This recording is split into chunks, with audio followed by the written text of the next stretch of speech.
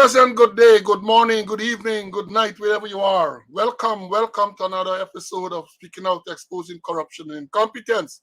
Today, Wednesday, the 7th day of June, 2023. We are here, we are ready to go. My colleague is already in the studio. He had a trial this morning and he seems to have no technical issues. Let's hope it continues that way. So we are here with you all this morning, ready to give you another edifying episode of Speaking Out. We are anxious to get going. I know you are anxious to be in class. I know this because, this morning, well, we scheduled very early. Very early, we scheduled a program for today. And you might be surprised to know as early as 3 something this morning. I'll give you the time is people are already logged in and waiting. Imagine that. This is not something that we're making up. People were logged in at 3, the early time. Let me see. I'm gonna give you where we do the roll call at 3:15 this morning.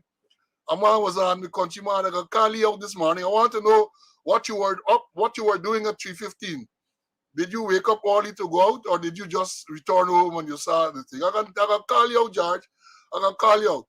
Yeah, we are here. Are you ready to go? We are ready to go. What a wonderful day it is. This is the day that the Lord has made. Let's rejoice and be glad in it. Let's celebrate the fact that we are in the land of the living. We should every day celebrate that. Once you wake up, you know the song, as I wake up this morning, give praise and thanks to God for allowing you to see another day and to be part of this most interesting program. So welcome one and all. And you know the drill, share the live, let people know that we're on. I have said to you repeatedly, come hell or high water, we are going to be here to interact with you and to give you the information. A lot of people this morning, record number of persons in the school classroom, record number, not in the classroom, in the schoolyard, record number in the schoolyard, beginning at 3:15 this morning. So when we went live, 80 something people are already logged in. And we are pleased, we are happy, and it motivates us to continue to bring the information to you, the credible information, not just information, the credible, because we have said once we come here and we give you the information, we dare anyone to challenge or to dispute or to debunk whatever we are saying, because we're telling you the truth, the uncomfortable truth. It is very uncomfortable for some, but as we say, facts are facts. Facts are stubborn things. No matter what you do, those things are going to be there staring at you. That used to be the word of a former commissioner of police, Henry Fraser. He says facts are stubborn things, and this was in the countryman language. Facts are stubborn things. No matter what you do, they don't go away. So that's what we'll do. We'll bring in the information, and as we have said again repeatedly, anything we say, sometimes we give you references so that you can go and check it out yourself. You can go and you can check these things out yourself. So yes, this is a good day. This is the day that the Lord has made. Let's rejoice and be glad in it. And as I've said, happy to be in the land of the living. So many persons have not made it. And let me just, maybe gonna start. I'm gonna bring in Mr. Conway a little early this morning, earlier than usual, because the first thing I have here in terms of persons who have passed, we had this news, I think it was last Friday, where a woman and a 13-year-old daughter, they were found dead, decomposed bodies were found in the house on the East Bank. And, they jumped to conclusion, say it looked like it was suicide. God is saying the bodies were there. And the thing is, in the news as how the bodies were discovered by a partner, went to visit and got stains, went to the police, and they went in and all of that. But, the worrying thing is that people jump to conclusions when they find bodies or a body in that state. Because they say suicide note, they say bottle with substance, suggesting perhaps it was a poisonous substance. But I know from training that you don't assume that suicide. When you have those things, you have to assume the worst until proven otherwise. And then this morning I read that there was a postmortem examination, I think it was last Friday, and the doctor who performed the PM is saying that the cause of death cannot be determined. That is because of the decomposed state of the body. I mean, in this modern age, you're telling me that a cause of death cannot be determined? Are we that backward? We know that bodies are exhumed years after burial, and the cause of death is determined. Sometimes people bury believing it is one cause, and something comes up, they exhume the body and determine the cause of death. And you want to tell me 1 week, well, you know, long the persons died, because I think the news is saying that as early as January they went missing, and it was only last Friday they were discovered. So I have my concerns there. And then, how is it you're telling me that the cause of is cannot be determined? And here this the police release, you know, I tell you they like write and they like talk a lot of crap. So I read the thing this morning. They said that the body, after following the postmortem examination last Friday, the bodies were handed over to relatives for burial at a future date. I'm quoting them there, you know. Following the postmortem examination, the bodies were handed over to the relatives for burial at a future date. So you want to know if they could have been buried at a past date? I don't know.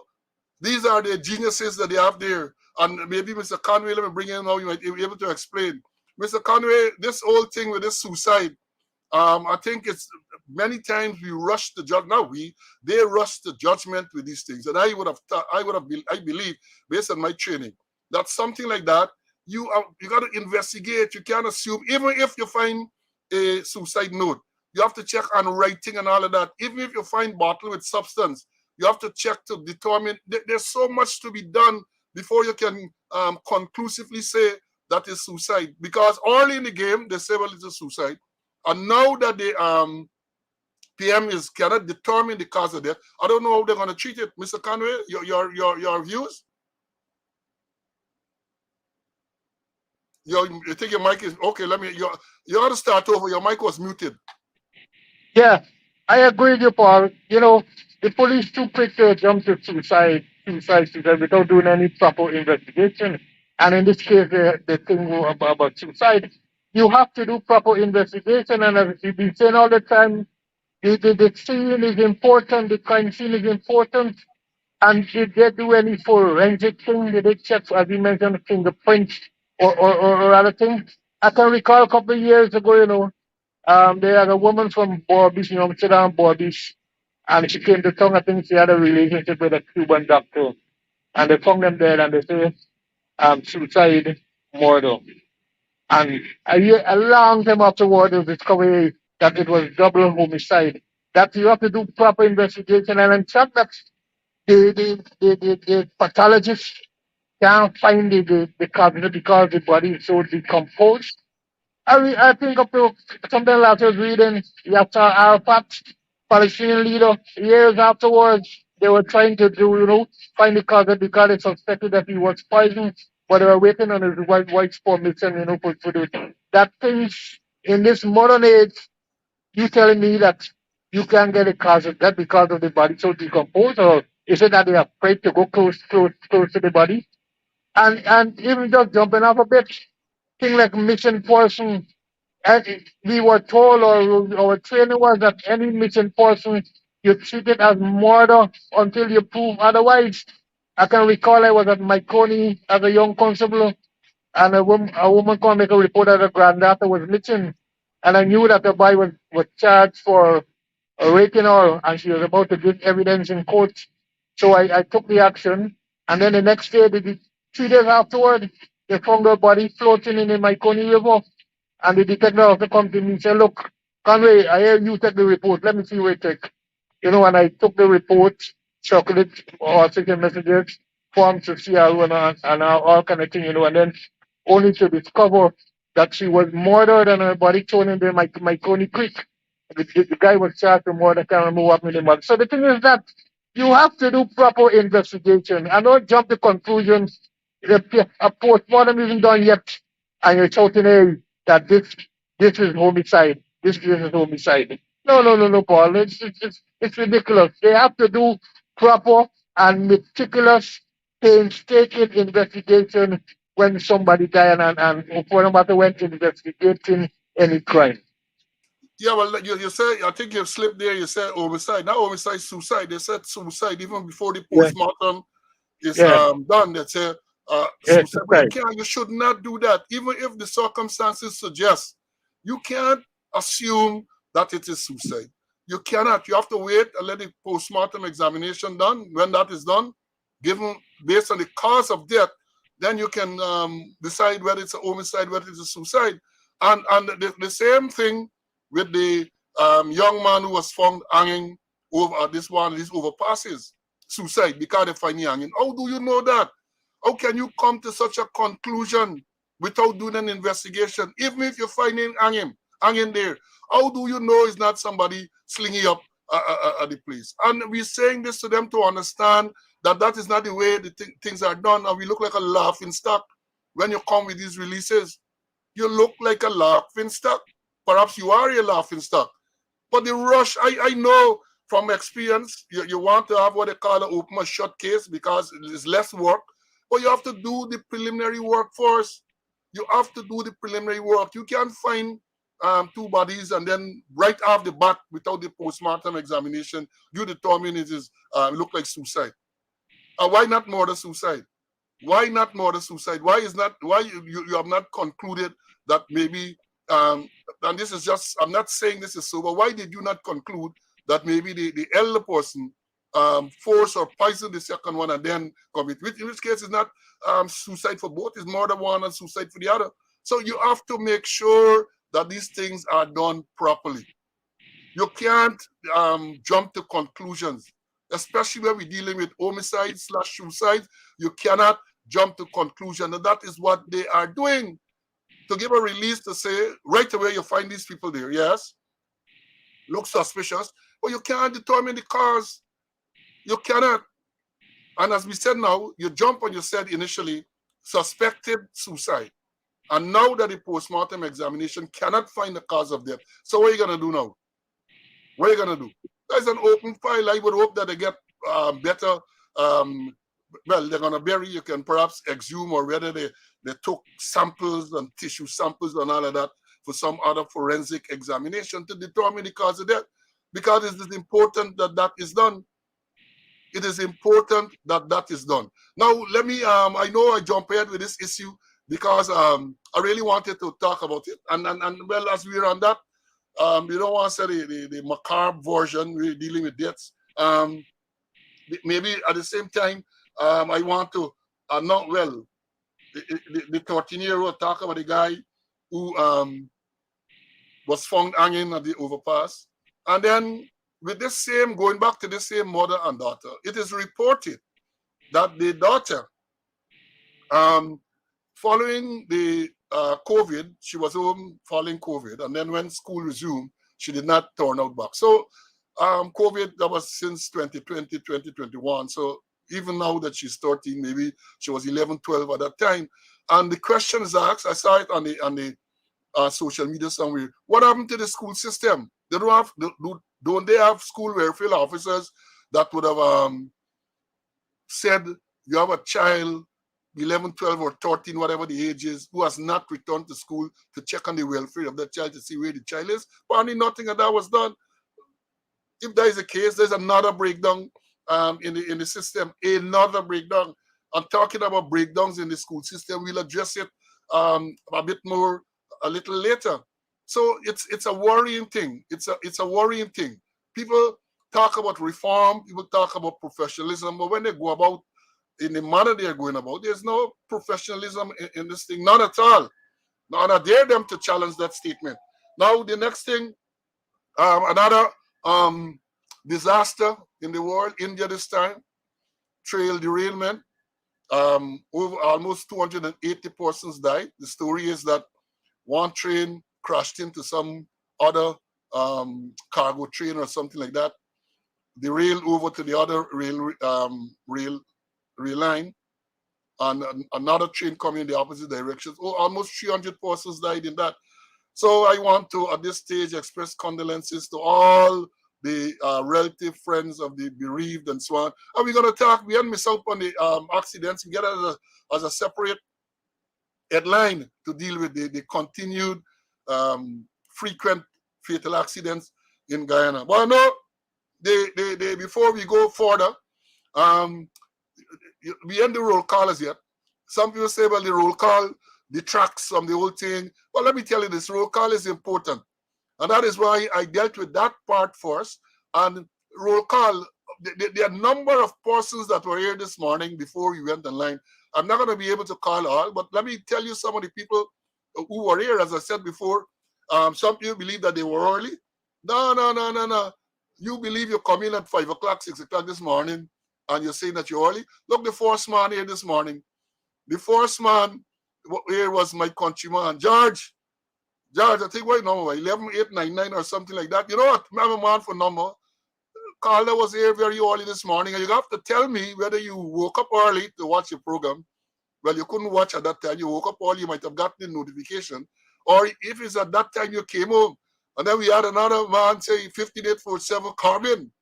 Then Lynette all the way from the UK was here very, very early. Lynette came in at 4:53 this morning. Then we have Evanlina came in at 5:32. Sandra came in at 5:42. And then my squaddy came in at 9:30. He says he's reporting in classes. He's back in Guyana. He's back in Guyana. You reported at 5:49. Then Floyd, another early man, regular, came in at 5:51. Kodakwashi, regular, he came in at 5:51. These chaps are early to class, man. Very good students. Very good students. Patricia came in at 6:02. Natasha came in at 6:14. Vibert, you lose the number one position. You came in later this morning. And you were early in terms of the time, but others were before you. You came in at 6:22. Cecile came in at 6:25. Vernon came in next at 6:25 as well. Sydney came in at 6:26. Wayne from the UK, Wayne from London, he came in at 6:30. John came in at 6:43. Lyndon came in at 6:51. Then we had Felicia next. Rastaman, I can't recognize this one. This one perhaps is a new viewer. Rastaman, let's indicate to us whether you knew or whether you're just shouting out for the first time. Isabella came in at 6:57. Everett came in at 7:02. Then we had Francis at 7:11. 7:11 is a chain. Then we have Eric all the way from Canada, 8218. I don't forget that number. He came in at 7:15. Anthony came in at 7:24. John came in at 7:26. Winston came in at the same at 7:33. Edward came in at 7:43. Chatty came in next. Chatty early, 7:44. Pito, 8152 at 7:46. Princess, Special Sergeant 6123. She came in from Lamar Springs. Came in at 7:46. Kurt was here next in class. Kurt came in next at 7:53. And who next after Kurt? Patricia came in at 8:01. Redman Rawl came in at 8:05. Hazel came in. Then we had Sagi. Sagi came in at 8:09. 9602. If I get these numbers wrong, you correct me, you know. And then we had my girl Tessa from Florida. Then we had Colin. He's next at 8:20. Then all the way from Canada, 9795, Young, reporting for duty. Then you have the Chisel Chill Pepper 68. He came at 8:30. And from Portmore, Jamaica, Dudley B came in. He watching cricket before class. I watched too. I got up at 5:30 this morning, Dudley, and I watched the cricket. Then we have Winston from Ontario, California.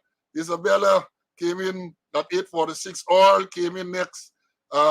Everett, and Everett is asking a question. We can deal with that some other time. Carl from Arizona. This is my squaddy, 9414. Then we have, I don't know this one, 124. Gotcha. Came in at 9:03. Mandela came in at 9:09. Michael Brower, 14126 Brower, came in from the British Virgin Islands. I calling out, calling out. Joan came in next at 9:16. Ron came in at 9:21. Brian came in at 9:26. Jakey is from Baltimore, Maryland. He came in at 9:27. Johnny came in at 9:27 as well. Desiree came in at 9:27. A lot of students came into the schoolyard at that time.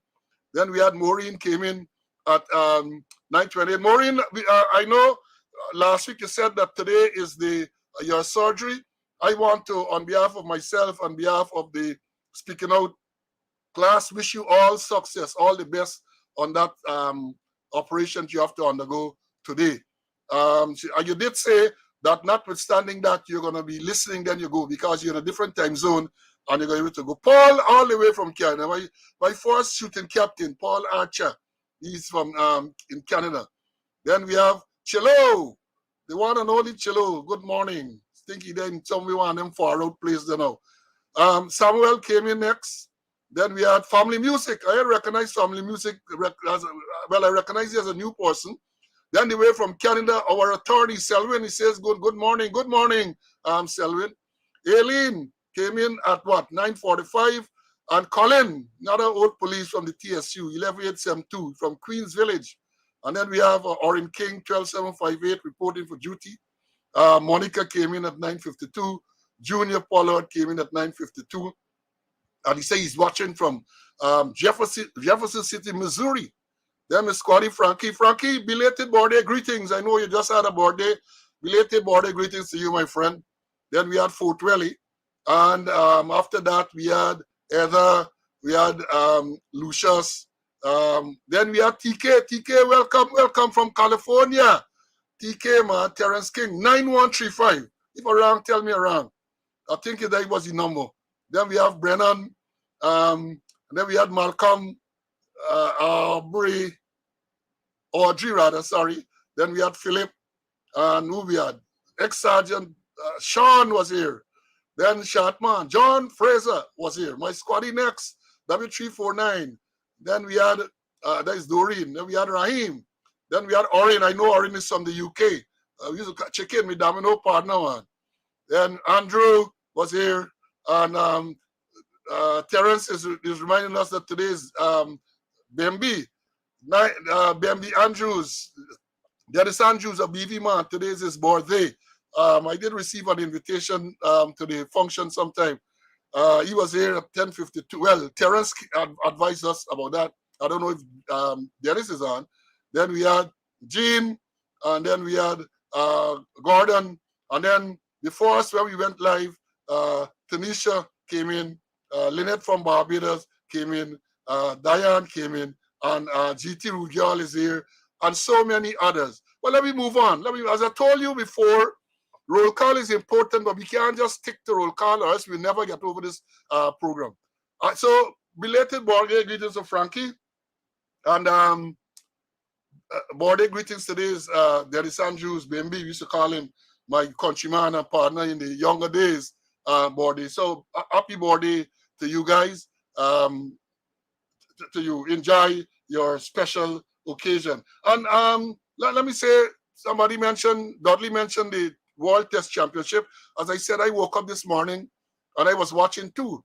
For the cricket fans, I know we have lots of cricket fans here. India and Australia in the World Test Championship being played in London at the Oval, iconic ground.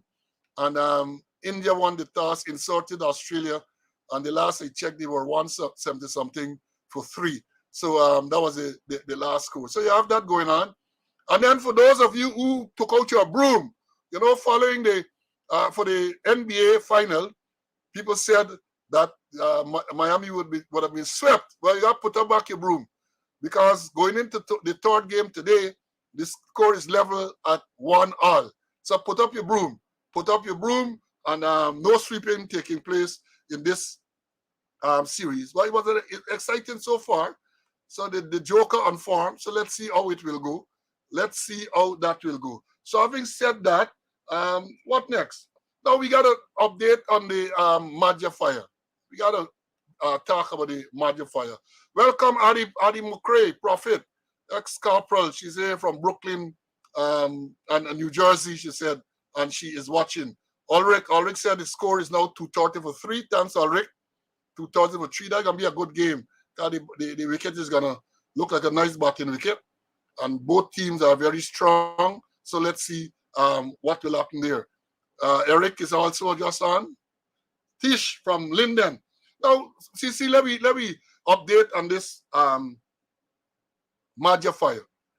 There has been a lot of, well, new news, which we think we ought to bring into the thing. What are your take on what has happened? Well, we don't have to go over the recap about the fire where 20 persons lost their life. The place was completely grilled and all of that. But I noted that, I think it was last Thursday, there was a release from the Ministry of Home Affairs which says that they report that an advisor from the Alcohol, Tobacco, Firearm and Explosive Unit of the Department of Justice USA was invited by the Minister of Home Affairs, Robeson Ben, to support the investigation of the Madja fire. Now, I find that strange. As we said last week, this fire occurred, and within a few days, within 1 week, the file was already before the DPP. I guess it had recommendation for charge, and the DPP has advised that the 15-year-old be charged for murder. So I found it strange that after you have charged, the person appeared in court, remanded, then you bring in people to assist, what they say, invited by Minister of Affairs to support, you're bringing people to support the investigation. CC, help me out here, man. What are your views on that? After you trap along the crime scene, Minister and others, to support what? To support what? The scene has already been contaminated by the minister, the prime minister, and all on Sunday. And you bring him on to support it, just like you mentioned last week with the breakdown fire, where the day after they carry equipment there and move out all the stuff. Maybe I don't know where they carry them and bury them, and then the president said you're gonna bring in an expert to investigate what? I don't understand that is captain. I don't understand that at all. A total bluff. Bluffing is a two-way thing. It's either you succeed gloriously or you fail miserably. And most times, like what happened now, they would fail miserably because they are bluffing. Yeah, well, I agree. And there's nothing wrong with the support, but my contention is that you went with breakneck speed to institute charges, 19 murder charges. And after that, then you are going to seek assistance to support the investigation. So I really find it a little difficult. I really find it little difficult to understand the sequence of events. Again, nothing wrong with getting outside help to support. As I said, and Mr. Condor reminded us last week, I reminded you that when they had the breakdown fire, which was a Saturday, I think it was the 2nd of October 2021, if my memory serves me correct. The very next morning, that Sunday, the 3rd of October 2021, you had every machinery in the compound clearing the debris with trucks carrying away the debris. And following that operation to clear the debris, announcement was made by no less a person than the president that they will seek outside assistance to find out the cause of the fire. These are strange things, this sequence of events. And then later on, with that breakdown fire, we heard it was arson. It started by a prisoner there who somehow got a sponge wire and a lighter. I don't know if I get him in this right order, because there was an order in which they say they got them a sponge and he burned down. That is what they said, and then arson charge. And again, you don't hear anything about this. This announcement about the assistance from the US was made last week, Thursday, almost a week now. They said the man was going in either that day or the following day. Can't hear nothing more when the man went in, when he came out, whatever happened. And I suspect, and I hope that we don't get another RSS type of arrangement where, you remember, following the damning allegation by Sergeant Boscom, the president and the Senate brought RSS to review. RSS came, some former chief inspector from Scotland Yard or somewhere they say he came because he was never presented to the media. He never made any public statement. They told us that he came. But these people lie so much that you can't believe everything that they say. And then they said that he reviewed the report and he said that there was nothing to support the allegation made by Boston. And he said that the Ghana police were capable of conducting the investigation. That's what he said. And then we later learned that the man never spoke to the man who made the allegation.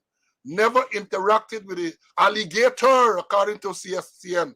He never spoke to this person. So right away, that whatever he says lost credibility. And to compound the thing, the report was never released. God, the minister said it's confidential, but they choose to put out certain aspects that they claim were in the report. But we say we big, but we ain't stupid.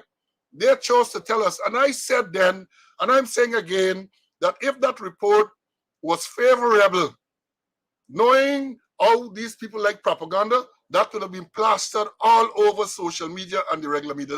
Those are my views. If that report was favorable, as they portrayed it to be, I am saying they would have released it for public consumption. I am further saying that the fact that it was not released, that is given, accepting that it was done, the fact that it was not released, it means that there were things in that report that they did not find favorable. So it remains a secret. So I hope that these findings of this professional person that they brought in, right, is going to be made public. But at the same time, I'm not holding my breath. CC, what are your views on that? Well, they went a step further. Remember that they released an interview or a confession in one of those cases there, and also to a news media, and the media said they saw statement of the man's wife and all kind of thing. So maybe they're releasing, but they're releasing conveniently. But you can't release what isn't there. Can't release what isn't there, Paul. Well, I agree. These convenient releases, I almost forget about that part where, and Mr. Conway is referring there to the Sormars murder, where to my surprise, and I continue to say that the things that these people do should not surprise you, but yet still, when a tape, uh, allegedly taped confession statement is given to a newsroom to publicize. And then the same people saying that a statement given by the man's wife to the police during the course of this investigation, they saw it. And they went out to say that the statement given to the police does not align to what she's saying public. These things are amazing. They are amazing in what is going on. Amazing. And, it couldn't escape me that to say that if you are, as you said you do, you brought in this man from the ATF to assist with or to support the investigation. Seeing that you're in that mode, the support mode, don't forget you get the Vice News allegation against the Vice President, which perhaps needs some support too. You also have the same, or in Boston, Bascom's allegation in the paper short murder, where you said businessman pay money and senior ranks in the police force accept 30 million. You have those things, so maybe you need support with those as well, because remember that murder, paper short murder, is over 2 years now, and like they ain't going no place.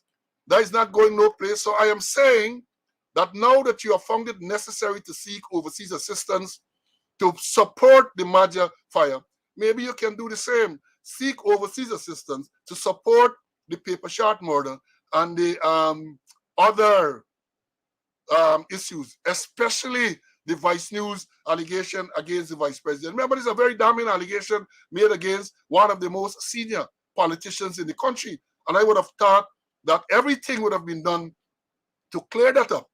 Everything would have been done to clear it up. Apparently, there's no such interest, because almost a year, I think, passed since that, or going to a year, and we are hearing anything more. So let's see where that will go. And then, I gotta let me go through this here, and I asked a question on a program I was invited to comment on. The 15-year-old is charged for murder. 19. They haven't, even though another child has died, they haven't. I'm not aware. There's no indication that she's charged for that additional murder. But you remember, it's not only murder. Not only murder. The people who died, yes, murder. What happened to all those who were injured? What happened to all those who are injured? If you're saying that this child is culpable in those murders, is she not culpable in the injuries caused to these people as well? People with burns, people, for example, one child is somewhere in the US at the burns unit. Is she not culpable in those? What happened to the people at the place? Even if you want to argue that you wait to see if that child is recovered, what happened to those who have physically recovered? They had burns treated, discharged from the hospital. So you're not going to deal with that too? This thing again, this thing was so rushed that all the incompetence is brought to the fore. So rushed that all incompetence. And I said last week, a man wrote a letter. Singh, I think it was his name. Let me find it. I don't like to misquote people because he spoke about other issues. He spoke about other issues in this matter. Let me find it. Let me bring in Mr. Conway while Mr. So I could find this thing. Mr. Conway, let me hear your views on that, please. Yeah, or you see, that nothing wrong of bringing in people to assist, Nothing wrong with that. Bringing them, but the thing is that what they're doing now, they outsourcing most of the things when it's about to be building capacity. We have the forensic science unit. What is the role of it? Does it have equipment or the right type of personnel? We supposed to be building capacity. Even the police in the training, instead of they try to build capacity for the college, they also would change the name and they outsourcing to University of Guyana. They outsourcing to the Cyril Potter College and those things. They are not building capacity. And the thing is, we have a forensic science unit. I don't know what it is capable of doing, Paul. And you're right when you say, what about the other persons who were injured? And then isn't there a child named Ashton something like that? And what about those persons who are responsible for for for putting those children there under a horrible condition that they cannot escape? So many things there, and then the other report in the UNESCO, I think UNESCO report. I think we need to talk about that later on. Yeah, we're gonna talk about that. But before, I found the thing the last week. Someone wrote, the man say name Singh. He wrote and he asked some valid questions. He started out by saying, "I'm no liar, but terms like reckless endangerment, dereliction of duty, criminal negligence, duty to care come to mind, right? He said, negligent government system for the likely involuntary manslaughter deaths of the 18. All of those things are to be asked. So yeah, murder charge against those persons. And in coming on out to the UNICEF report, I was shocked. And congratulations to Stabrook News, because Stabrook News discovered that the UNICEF carried out and the thing about this thing that is very galling is that this report was commissioned. Report was commissioned by the Ministry of Education, and it says it was commissioned by Ministry of Education and was submitted 1 year before the devastating fire with a lot of recommendations. This thing submitted with a lot of recommendations, and among the recommendations, of course, they talk about the welfare of the children, the management of those dormitories. All of those things are contained in the report. I will appear that absolutely nothing was done. Nothing was done, and people deflecting. And in yesterday's paper, yesterday's Stabrook News, Dr. Jailal, he wrote, and let me read certain part of what he wrote. He said, in the aftermath of Guyana's worst fire that cut short the lives of 20 of our precious Amerindian children at Madja, there was some apparent, and he quoted, pass the buck and blaming among government ministries. The Ministry of Education seems to have been blaming the Ministry of Regional Development, that the regional ministry is responsible for the dam. Never mind, the news photo showed it was the education minister who arrived with the first team walking in the debris. She was also in the first team arriving at Karasabai Dam fire. And he said, you wonder why? I wonder why. And he goes on to say the government has not accepted responsibility for the system's failure, nor has it apologized. Instead, they kept the focus on the allegation that a student set the fire Therefore, the government goes scot-free. This is part of the letter that was contained in the thing yesterday. And yeah, so nothing has happened, and like no one is going to be held responsible apart from this 15-year-old child. And remember, she did not grill the place. She did not padlock the place. She's accused of starting the fire. She's accused of starting the fire. And it appears as though she would be the only one. And as people are saying too, we said on this program that this requires a commission of inquiry. And we said too that this can be a commission of inquiry where the government just pick a couple of people and said these are the commissioners, one or more persons. This thing has to get the involvement of the political parties, civil society, and all of them to identify people who are credible, perhaps both local and international. They have shown a liking for bringing international people. Yes, so you have to get those persons. And I want to repeat, very important in a commission of inquiry would be the terms of reference. Because if the terms of reference are restricted, then you find that the people can't look into all these things that we're talking about, who grill up the place, how they ignore the recommendations, not only of UNICEF, but also of the fire people who said they visited there twice in recent times and made recommendations. And they're doing all kind of thing. So we need a commission of inquiry. We need a commission of inquiry with broad terms of reference, with credible people. And I said before that when we come up with the recommendations from the commission of inquiry, there must be some binding recommendations. There should be some binding recommendations. So let me take up. I see a man coming in cussing. Buddy, what your name? Let me put up what you think. He say your name, what? Chairman Prasad, he talking and he cussing. So let me get to the he talking about brain, but the thing about them that like to talk about brain, who ain't got brain, but they watching, they and they're watching. So who are the brainless ones? So you supposed to be one with brain, but you're finding time to watch brainless people. How sad, how pathetic, as one of my former officers would say, pathetic, right? So CC, again, yeah, we need a COI, but the COI has to have people who can be deemed credible, and the terms of reference have to be wide enough so that all of these issues are addressed. Not only who started the fire, I guess with the assistance from the US, they might be able to determine what or who caused the fire. I'm not sure, because as I said very early in the game, the Prime Minister and the Minister of Education, all others are trampling in the scene. They're trampling in a crime scene just to get a photo opportunity, to give people the impression that they are doing something. That is what we had, right? So let's see where that will go. Mr. Conway.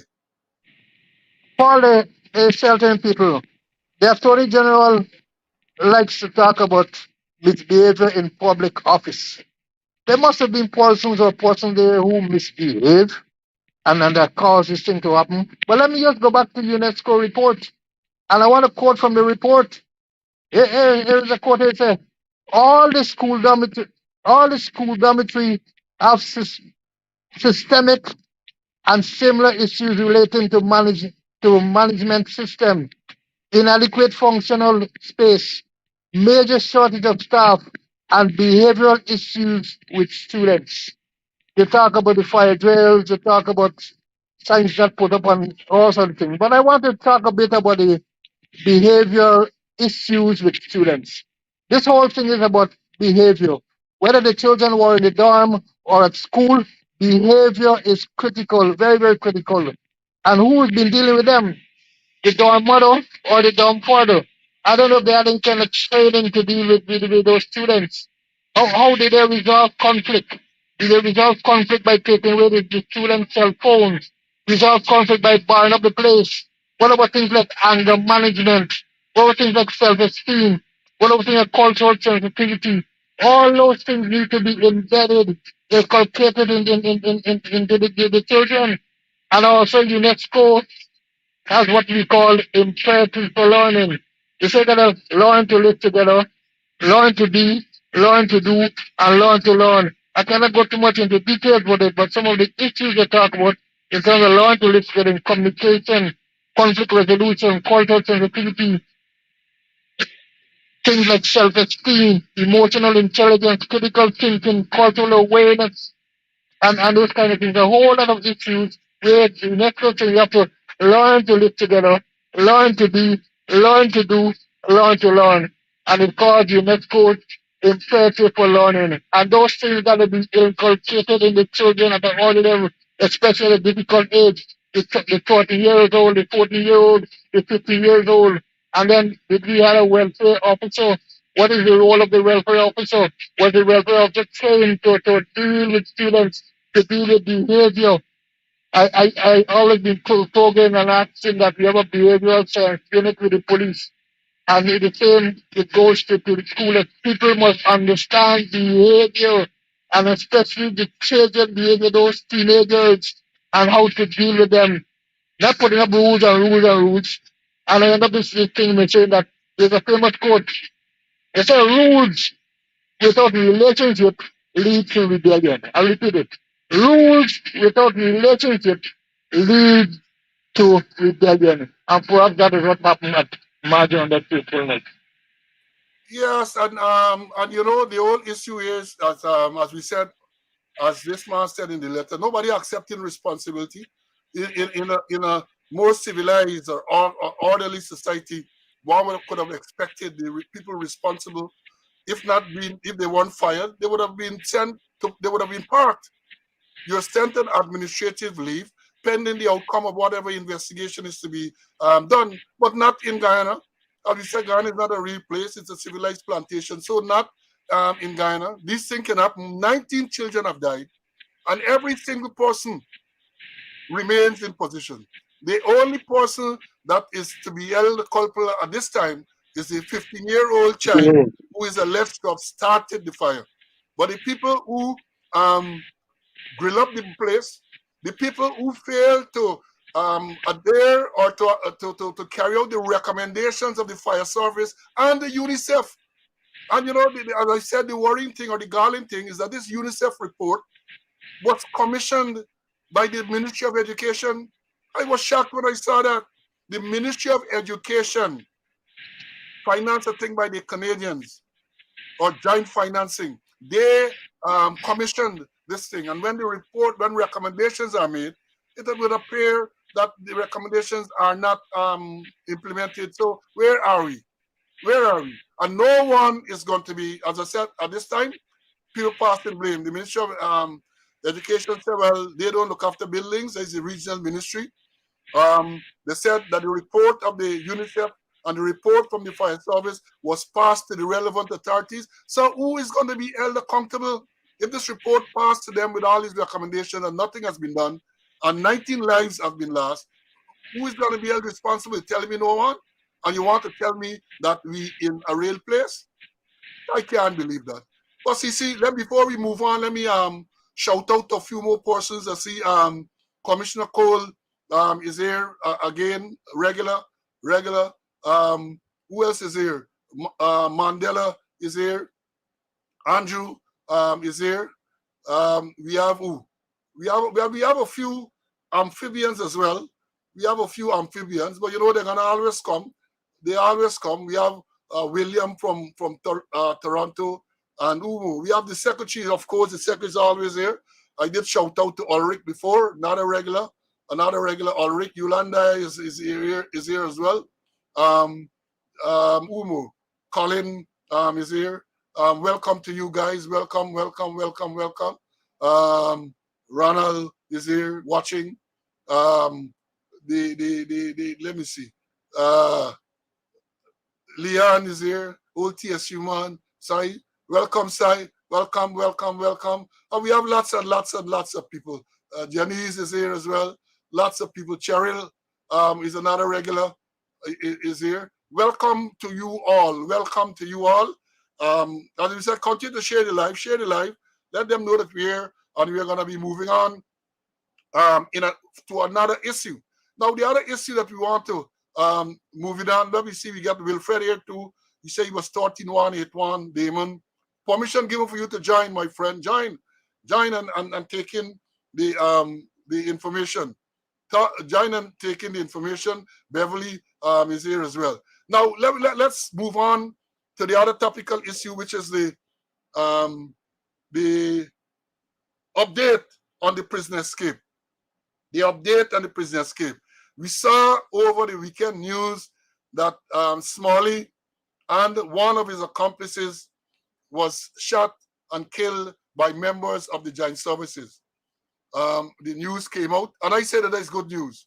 Let me understand it clearly, because I have been emphasizing that there are circumstances under which the police can justifiably shoot and kill someone. Let me don't mix matters with that. Let me don't mix matters. If a person threatens the life of a police, he pull a gun and he pointing the gun, police have every right to defend himself, him or herself. And if that person dies, then you're going to have an inquest and we're going to deal with that. So let me understand that. They said that Smalley was shot and killed. Photograph of Smalley, the body of Smalley was displayed. Then another photograph, I did not see any photograph of the death suspect, but later on a photograph, of a previous photograph was displayed of him. So kudos to those Joint Services men for intercepting and, as we would say, taking out the Smalley. Because as I have said, this man escaped made a daring escape from the prison. One could not have expected him to surrender. This is a desperado. You can't expect him to surrender. So I have no issues with with him being dead. None at all. So let me understand this. I have no issue with that. So before these cockroaches come out and tell you you're supporting criminals and all of that, let me put that on the table. However, let me make this point again about the corporate communication unit of the police force. Or let's call it the propaganda unit. They like to rush to release information which have not been verified.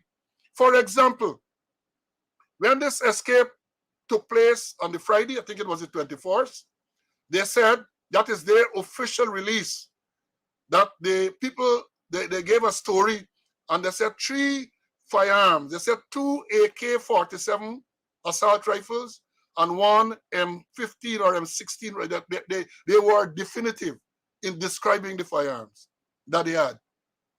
Oh, they don't do that? What type of verification? I don't know. But now that the Smalley is being killed along with his accomplices, they say that they recover 1 M70 rifle. But I know, because in my training, and I know that M70 and AK-47 are similar, and unless you are a professional person, understand, you can differentiate. The point is, you can't be so definitive in a release. And then later on now, it is something, they say AR-15. Correct, thanks, Chilo. They say AR-15. 2 AK-47 and AR-15. Now you come and you say that you recover 1 M70 rifle. Your credibility goes down. Why was there a need to give a description of the firearm that they had when you never had the firearm to examine them? That is a problem that they have. So they rush, they get these civilians writing all sort of crap and drawing a whole set of money. I envy them for the money, but you must put out proper work to get the money. You said it was, or there were 2 AK-47s. You were definitive. 2 AK-47 and 1 AR-15. Now you find the man you display M70 rifle. People got to wonder. People got to question it. And that is why I've been saying over and over, I don't know who vetting these things. Because one would have thought that the correct thing to do, rather than giving the specific type of weapon, to say maybe something that's similar to or something like that, you give yourself some wiggle room, something to dance. But when you're definitive, 2 AK-47, and now you ain't get no AK-47. You come. You said 3, now you recover 1. Some people are going to ask the question, what happened to the next 2? And that is the problem with this unit, that go to right to tell everybody the body was handed over to the relative for burial at a future date. They write a lot of crap. So are you implying that the body could have been handed over to be buried at some past date? Again, I say I don't know who vet these things, but when you put out these releases and it is consumed not only by your sycophants and stupid people, but by people who can be discerning and right away you realize, hey, these people talking crap. These people talking crap. And that is what you have. Let me bring in Mr. Conway on this stage. Mr. Conway, your views on this release and the Let, report let that you, Paul. Let you, Paul. I said no tears for Smalley and his accomplice. And as I mentioned last week, also that the police could shoot and the police could use lethal force, providing that it is reasonable. What is another discussion? The thing is that they made a statement that AR-15 AK-47, and up to now, no news whether or not they have produced, they found a spent cell. I know it's spent cell and the comparison, the ballistics. I don't know if they have any ballistic expert in this force anymore. And the thing is that you talk about AK-47, AR-15, and then you're telling me to find M70. So what's really going on? They're not forthright. We're not seeing photographs. We're not seeing anything. And come back to ballistics. Sometimes they used to get traces. Hey, the weapon used here was used at another scene as the case may be. They could trace those things if they have the ballistics records available. I don't know what is going on in the police force, but they're making wild statements or sometimes no statement at all and open up themselves for another conspiracy theory that people would ask all sorts of questions because they're not forthright, because they're not accurate, and they're not coming forward and give people what is the correct information. So all sorts of things will hear, Paul. and again, I say again, I gotta, they're making these mistakes so frequently, and I know they're watching, I know they're watching, and they're reporting to whoever the senior people are as to what we said and all of that. You can no, this thing's supposed to be common sense to any person who's properly trained in PR or media releases and so on. You cannot, unless you are absolutely correct, nail down the type of weapon that these people escapees had. You nailed it down. You say AK-47, you say AR-15. Now, how did you come by that? Somebody said, look like that, and you're going to give that in a release? And that is the problem that we have. So whatever you tell people now, people are skeptical because your initial release has proven to be inaccurate. Inaccurate. And all I am saying to you, that with a little bit more care, these releases can be drafted in such a way to give the information that people need to get and not to go ahead and speculate because the fact that you said is AK-47 and now is M70, that was mere speculation. That was mere speculation. And your credibility, if you have any left, if you have any left or the little that you have left is being gradually eroded because, as I've said again, fool attack but fool not listen. And people are going to ask these questions. And I am going to ask the question. And going on, but Mandela, the old story is, as I said before, AK-47, M70, they are similar. And unless you're a trained person, you would not be able to differentiate the two. They use the same ammunition. They say 7.62 by 39, the same caliber and everything. And the designs are similar. But unless you are a trained person, you're not going to be able to differentiate it. So that is why, if you recover, you should wait until it is recovered, examined by the professional people, and then they will say where is an AK-47 or where is an M70 rifle. But you can't run to give caliber AK-47, not caliber, sorry, the type of the weapon. And then later on, you're coming to tell people that you recover some other weapon. Again, I would recognize what happened there, perhaps. It looks similar, and you jump ahead. But the sensible man who read it, who don't know much about firearm and so on, I say, here, go back, let me box up. You box and see the people say AK-47. So how come they recover M70? What is going on here? Questions asked. Your credibility come into question. And let me say this here now. They claim that when Smalley escaped, they said there were two accomplices. We know over the past 2 weeks or so, three persons have been killed, Smalley and two persons who they claim are his accomplices. I hope that they then decided this matter done there. I hope that the matter end dead with Smalley and his accomplices, because there are so many questions still to be asked. For example, we still want to know, because since that initial press conference, which was a disaster by the minister and the acting director, they have not said how this Spanish-speaking woman got permission to visit this prisoner, this condemned prisoner, given the fact that the law says, the laws of Guyana, the Prison Act, I think it's 11.1, says that once a prisoner is condemned, he should be only have interaction with the prison staff, the medical staff of the prison, and some religious person. So any other interaction, we must have a written approval from the director of prison. Now this man, from what they claim, they released, he had interaction with this Spanish-speaking woman who says she's illegal and she provides services. We don't know what service she provides or she was providing to this condemned prisoner. I have not heard, I don't know if they have said whether the how she got and who gave her permission, because then a lot of questions will before they be asked. Once they answer that, you want how a man is condemned. So is any person, any Mary, any Jane is allowed to go and visit? I would have thought that in such circumstances you have to establish relationship between the visitor and this condemned person. I would have thought that would have been a logical thing, but just appears not. And in the absence of some explanation from the minister or the prison authorities, one will left to speculate. Patrick, you always use them fancy word about conjugal visit and all them time. You know what you mean by that? You mean that they give visit to Lash? I don't know. I'm a countryman, so please break it down, Patrick. Please. So that is the thing. That is one of the questions to be asked. And another question: 6 persons are charged, 4 prison officers, including the man who was in charge of the Mazaruni prison, and other people are charged. So, and again, remember they said they charge them for conspiracy. They charge them for conspiracy.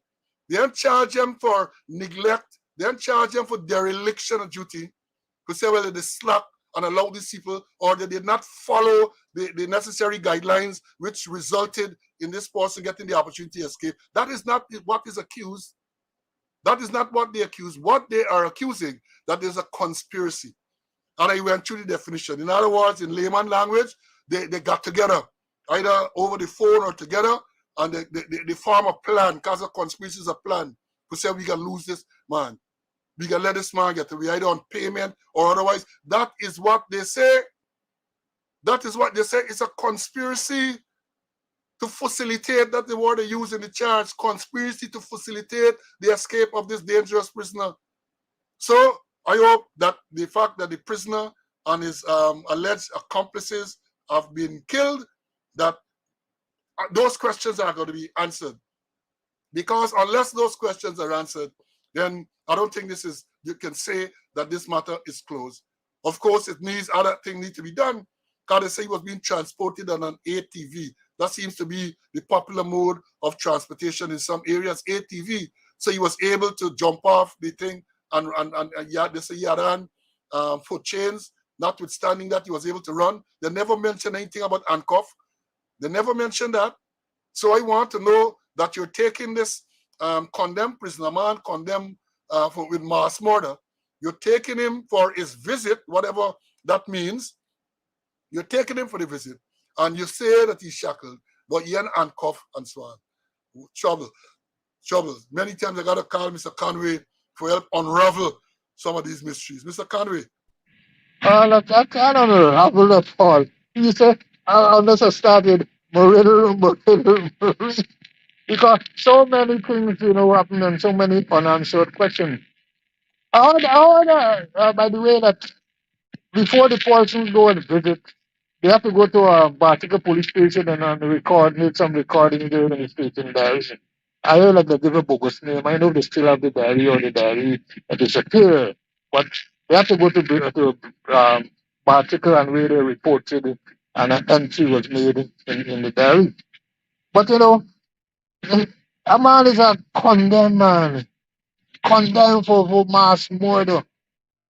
And that is the way he's being treated. And you mentioned about ATV.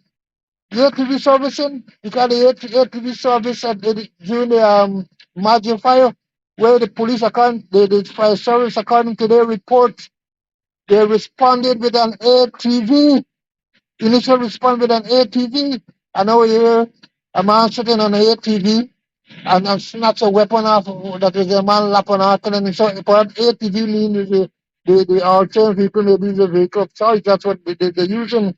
But Paul, so many things going wrong, that we, and I hope, as you said, that this is not the end of it. Smalley and his people gone, and that's the end of it. Commission for inquiry to find out exactly what happened. Yes, as Commissioner Cole said, Jim Cockburn Ram, good story.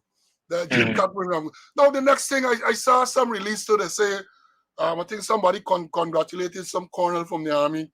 They said that he was in charge or something like that. But let me make it clear to them. Let me make it clear. If there's a joint operation of that nature to recapture a escaped prisoner, no army can lead that operation. No army officer, even if the chief of staff self, can lead the operation. All joint operations of that nature have to be led by police. There's a police operation. The army will support. Let me understand this thing clearly. Unless there's a state of emergency, the army can't go performing police functions. And clearly the recapturing of that man was a police function, no matter how dangerous he was. The army would have been there to support. So they need to get these things right, even when they give the release. Let's understand it clearly. The role of the army on those things is to support the police. So even if you have a senior man, and even if he might be the man who planning the operation and all of that type of thing, for all intent and purpose, the police in charge, the army is supporting. So let me understand that. Just like when you get any civil defense issue, you get demonstration, police in charge of the operation. When the army is called out, the army comes out to support. If it gets to the point where the army has to take over, there's an official process for the army to take over and do what they have to do. And the army can only take over when all the police resources have been exhausted. So let me understand this thing very clearly. So when you are run to make these things, you say this and you say that. Oh, when you write your report and so on, you make sure that you do the right thing, right? The army cannot be in charge of an operation of that nature. They would have been there to support the police. They have the expertise, maybe special forces and jungle training. They are supporting the police. The police have to be in charge of that operation. So understand that clearly. And again, I'm telling you all these things so you could write down. I was there, operations and all sort of thing. I sat in a lot of senior positions, so I know what I'm talking about. So these cockroaches, go and tell them, these amphibians who are here, go tell them that slow sir. I like say slow sir. Slow sir. Slow is not afraid to speak, because when he speaks the truth. He brings facts to the audience, my loyal audience. Now let me let me say, again, CC, let me bring CC in. We have been talking about these frequent fatal accidents and fatal incidents. Because they got this new category now. All these things when you die on the road, even though it's the road, and by definition, we know what the road is in the law, what the road, but they decide that even when you death on a road, they're saying, well, it's a fatal incident. But I saw one recently that caused me some amusement. And I'm referring it to the one at Isano. They said, let me read what they said. They said 2 die after being pinned by truck at Isano Trail, Mazaruni. They classify it as a fatal incident. They say a fatal incident. The release stated, let me read what they say, don't want to misquote them. The release stated, the police in Regional Division number 7 are investigating a fatal incident which occurred on Friday, June 2nd, 2023, about 8:30 hours at 14 miles Isano Trail, Mazaruni. Then they go on to say, listen to this case, they go on to say, the accident involved motor lorry GVV 7484, owned and driven by the person. So they're investigating an incident. They start out by saying a fatal incident But then they tell you the accident with the vehicle. So which is which, man? Yeah, let me know. Let us know which is which. And further in the same release, they said that notice of intended prosecution has been served on the driver of motor lorry GVV 7484. Again, you're confusing me, man. You remember me and all the bright. I must say that we are all the bright. But you're investigating, and well, an incident occurred. You're investigating an accident, and you're serving a notice of intended prosecution for an incident. What going on here, man? What going on here? Is it an incident, an accident? You're trying to fiddle with the thing, and you're making all sort of stupid assertions. A fatal accident, the person died, you got to accept the figure. And I said before, if you're going to make a differentiation, then when you make your release, you must let us know how many fatal accidents resulted in how many deaths, and how many fatal incidents resulted in how many deaths. Let us know so that we can get some understanding as to what is really going on. But don't tell us that there was a fatal incident and then you're investigating an accident. And you know, for the younger police, I told you I was traffic chief on 2 occasions. And check my record. For those of you who will come and talk a lot of crap, check the record. Now let me say this thing. Section 46 of the Motor Vehicle and Road Traffic Act, Section 46, is specific that before you can charge anyone for certain offenses, careless driving, dangerous driving, and the like, you have to, at the time of the accident, you got to warn them of prosecution. Or within 14 days of the accident, you have to summon them or serve them with a notice of intended prosecution. Let me read what the section says. And this is to the police. You know, as I said, you can always go back and check. Let me get a reference, Section 46 of the Motor Vehicle and Road Traffic Act, Chapter 5102. That is what it says. It says here, let me read it. They say, Section 46 of the Motor Vehicle and Road Traffic Act warned, you say you got to warn at the time of the offense, at the time the offense was committed, that the question of prosecuting him, they say him, but I know that it's him or, for an offense under one or the other of the provisions aforesaid would be taken into consideration. In other words, man get an accident, got to warn him or at the time that you're likely to be prosecuted for either dangerous driving, careless driving, reckless driving, whatever it is, got to be warned. And then you go on to say, or if you can get to warn him at the time, or at the time, or within 14 days of the offense, a summon for the offense was served on him. So you can summon him within. If you can warn him, you could summon him. That was served on him. Or within the set 14 days, a notice of intended prosecution specifying the nature of the alleged offense. Let me get it. I miss it. Specifying the nature of the alleged offense and the time and place where it is alleged to have been committed was served or sent to by registered post to him or the owner of the vehicle at the time of the commission of the offense. So basically what it's saying, and I know I hope the younger policemen are taught this, traffic men in particular. You had an accident, you go, person is warned of intended prosecution at the scene, at the time of the accident. If you don't get to warn them for whatever reason at that time, you can summon them within 14 days. If you don't get to summon them within 14 days, you can then send a notice of intended prosecution to them within that same 40 days period, if not the driver, to the owner of the vehicle. That is what Section 46 of the Motor Vehicle and Road Traffic Act says. And therefore, I encourage you, young policemen, not only traffic men, all policemen, because if you're in traffic now, you might not be there all the time. If you're not in traffic now, you might find yourself in traffic. You need to know that. You have to serve. And that is why when you go to give the evidence, you have to give it that got to be part of the evidence. He was warned of prosecution at the time of the accident, or he was served with a notice. And if you serve with the notice, you have to have the evidence that it was served. So you have to understand this thing. So coming back to this Jim Cock bring Ramgood story, tell about the incident and then the investigating an accident and all of that. All of that. And then we saw too, over the weekend, man at Manripo, some man gets struck and killed by some speeding vehicle. The point is, Every week we come here, there are several fatal accidents resulting in several deaths. Since the Ministry of Home Affairs made a statement around the middle of February this year, and the man who sits in the chair calling all the traffickers and he rotate them all over the place and he make all sorts of foolish statements, we have not seen any plan. One would have expected that at some stage you're going to hear about a plan to deal with the carnage on the road, identify the problem, and come up with some proper solution. But what we have is that we ain't hearing anything. And we have said here that there are a lot of issues. This is a multifaceted problem, and therefore it needs a multifaceted approach. We talk about the corruption in the law and driver system. We talk about all other stuff, right? People, I talk here too. You get a corporate communication unit.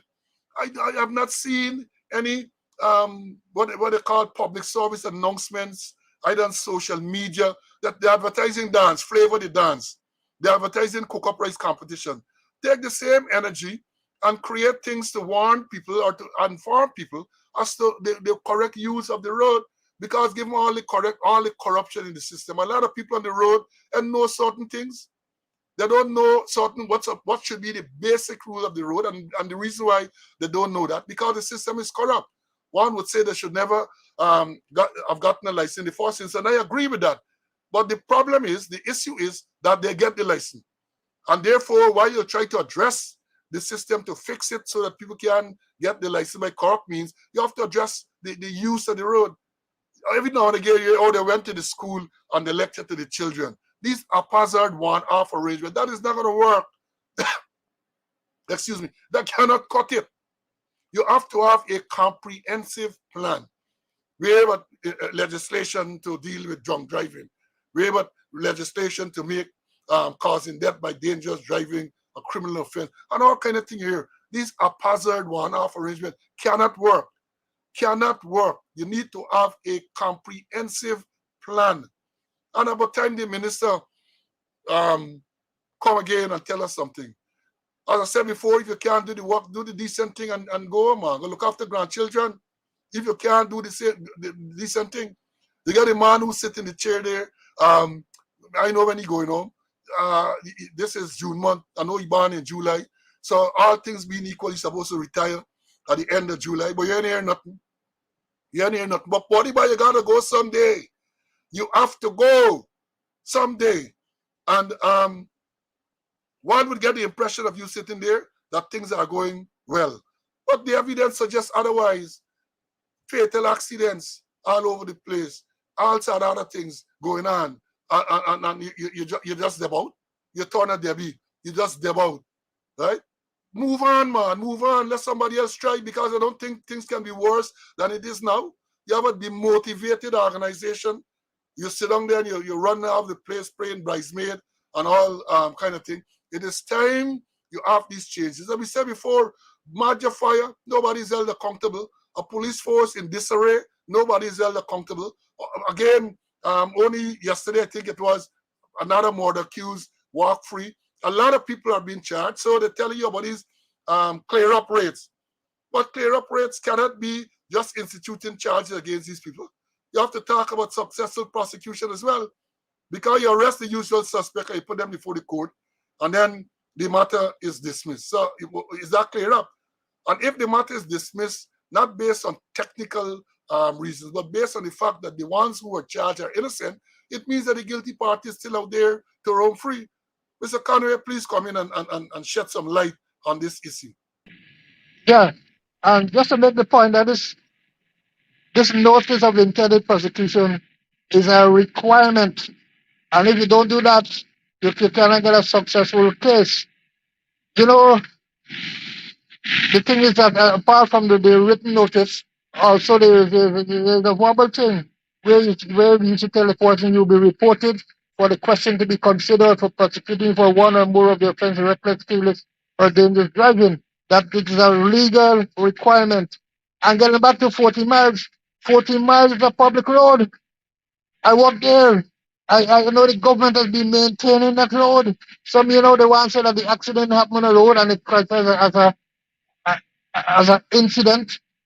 And when they're going to put up the figures, they must justify why you classify this thing as an incident and not an accident.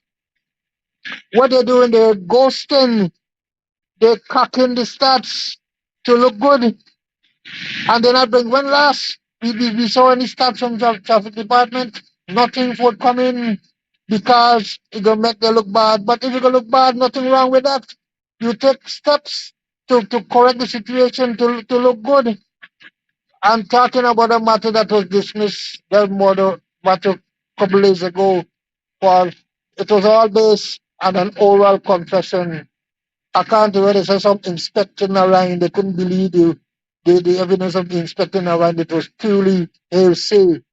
So he's making the point all the several episodes that they're relying on confession statements, whether oral or written, and that is the only thing. No forensic.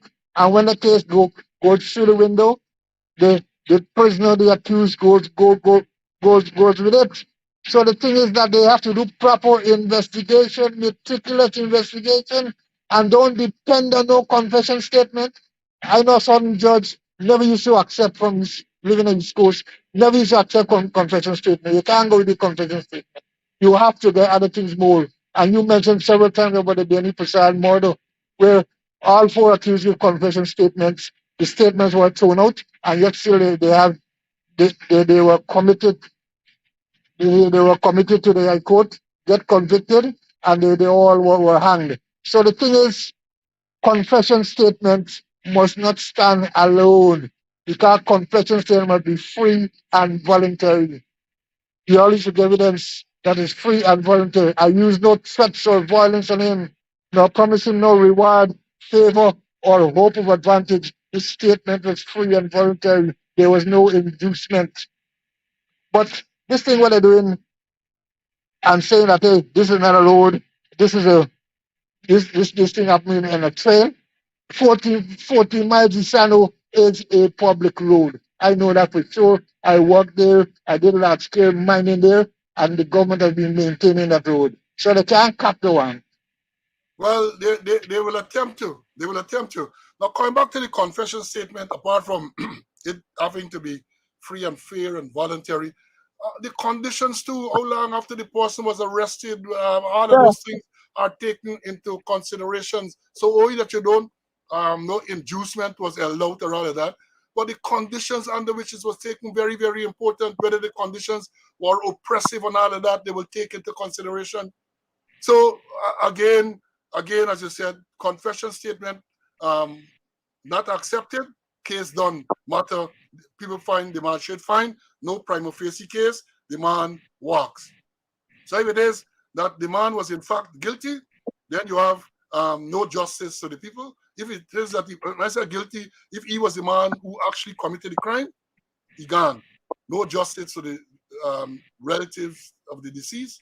If it is that he was not the person, then you have the guilty party roaming freely outside.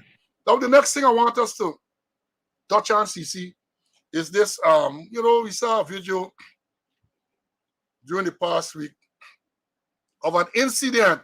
This is an incident at Ilfoot. The Ilfoot incident is where you saw confrontation with the police and forces there. It stemmed from the information is that the owner of the property, these are people that refer to as squatters. They refer to them as squatters. They said they were occupying the land illegally. The owner went to court. He got an order. I don't know what the order is, if they have them removed or what. He got an order from the court. And thereafter, they're saying that the man went, he got police, they went there, they broke down the homes, and then the people demonstrated big thing on the road. There are several things I want us to address on that. Now, if it is that, first of all, I want to know how the police got involved in that matter. How the police got involved to the extent where the commander very agitated, saying all sort of thing, which I'll address shortly. Now, if the owner of the property, and before I go forward, I saw something, I think it was yesterday or last night, sometime recently, that the government said that they were not involved in this thing. Well, the police involved, government involved. The police is an arm of the government, part of the coercive arm of the government. So the story is that the owner of this land went to court, and apparently at some stage he got an order from the court. I don't know if the order was to have them evicted or removed or what. But they claim he went to the police and the police got there and then he decided to break down in the presence of the police. Wrong, wrong, wrong. If there was a court order, the person to enforce the court order would have been the court marshal, the marshals from the Supreme Court. Let me repeat that. The court makes an order, the marshals from the Supreme Court will be the ones to enforce the order. As I know it, the marshals would have gone to the police and the marshal would have made a report and a request to be accompanied by ranks. Ranks are going there to ensure that no breach of the peace is occasioned. So if you have to solve some document, whatever it is, that would have been the role of the police. So to see the police there, and the commander is there, the commander of the division is there. Now let me ask this question. What is the commander doing there? What is the commander doing at the scene of an incident? And people might want to know, well, what I'm talking about. Now, in an incident of that nature, public order, because the people demonstrating, they block the road and all of that, one would not expect a commander of the division to be there, one of his officers. Because remember, the commander has to command his division. The commander has to command the division. The commander don't command a particular incident. Because if the commander commands a particular incident, imagine there are several incidents. So what's going to happen? He's gonna divide, or he's gonna divide up himself to go to all the incidents. That is not the way it works. But you have these people who like to run wild unseen, and they don't know what is going on. My training is, when I did that type of training, public order in the UK and elsewhere, they have command levels. And that is where they talk about the bronze, the silver, and the gold commanders. The bronze commanders are the man on the ground. And then you have several bronze commanders. If you have a man looking after traffic, he's the bronze commander in charge of traffic. If you have a person from the CID investigating, he's the man, bronze commander, CID, bronze commander. You have these people on the ground. The commander is at some location. If he feels that there's need for the commander to be closer to the action, then you have a forward command post. But for the commander to be there on the scene, involved in the removal of the people and so on, I said that is not the best use of the commander. It's not the best tactical use of the commander. And I hear people say, the commander got to be there, is he division? That's crap. Yes, is he division, but remember, he can't be commanding one incident in the division. He has to be in a position where he still maintains command of all other aspects of the division. So again, I say, if you're telling me that the commander has to be at the incident, what happens if there are multiple incidents? And I mean, there's common sense, even though I know that common sense isn't that common. There's common sense. And then to hear the commander calling people thugs, he's there, the camera rolling, and he's up on the radio, said loud, loud, loud. So everybody in the world can hear the commands that he's giving loud on the radio set. Calling the people them there, they're mere thugs at this stage. And then he goes on to say, when he said action, nobody must question him. And all sort of unprofessional remarks and conduct. All kind of unprofessional remarks and conduct. And then when later on, the journalist asked him why he would call the people thugs, he denied. He said he never did that. When the record is there, when he said it, I was listening, I said, oh, yeah, I said something like that. All right, in the heat of the moment. But look at the commander disposition and so on. Clearly agitated, no calmness. And that is what you have. And again, I say that is because these people are not prepared. They are not trained to deal at those senior levels. So the man just there walk up and making a whole set of foolish noise, and maybe who he's trying to impress that he's there. I don't know. But that is what we saw. And I want to say that is not an isolated incident. in terms of lack of training and all of that. But again, I have held several positions in command, in positions, operations, and all that. And you say the commander has to command his division. I remember an incident when I was unceremoniously removed from Barbies in 2003. And then I went to the court and I got an injunction through Mr. McCrae. And the injunction prevented the commissioner, the then McDonald, from removing me from the command. So I went back. But even before I went back, from the time the word came that I was moved, McDonald put my 2IC. Conway, your squaddy man, Collins. Hold on, let me bring you in this thing, man. How are you? Yeah. He brought Collins. What happened with the man who Morgan, was in charge of the mess? Glasgow, no, Glasgow wasn't there then. Okay. Glasgow came back. Let me get this joke. Collins was the 2IC. So no sooner than I left, and Collins was told to take over. No formal handover. Collins was told to take over. The man started to make changes. He tell them people in the registry and all that he in charge now, you can make changes. So when I got the injunction and I returned, the people in New Amsterdam and the police rank said, the commander is back. The commando has to go. They refer to you as a commando.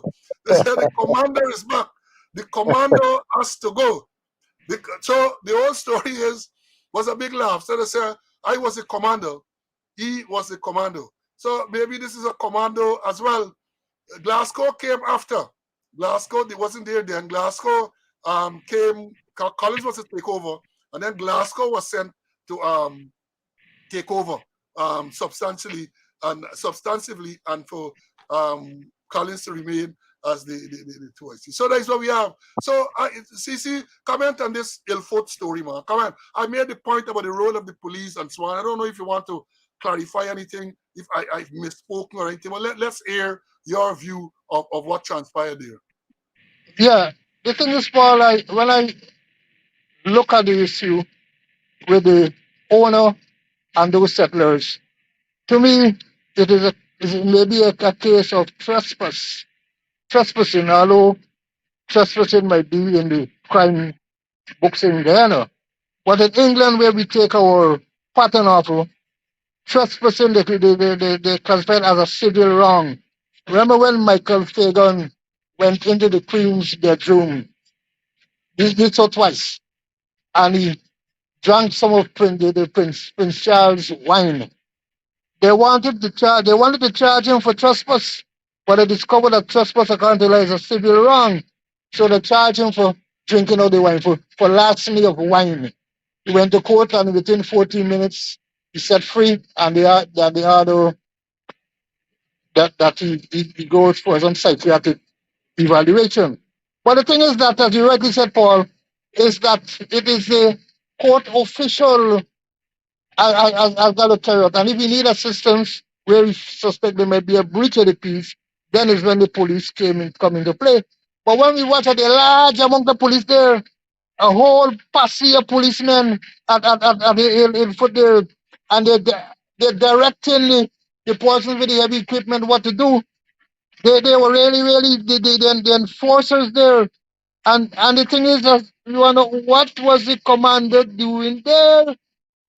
We know about gold, silver, and bronze commander. The gold commander sets the strategy. The silver develop the tactics, and the bronze just do the work. But the position is coming to play when gold, as is case for melting down to bronze, or when silver one up is to gold, or when bronze going up to gold. The thing is that the gold commander melted down into bronze. So what happened to he is good for you. I mean, I know him well.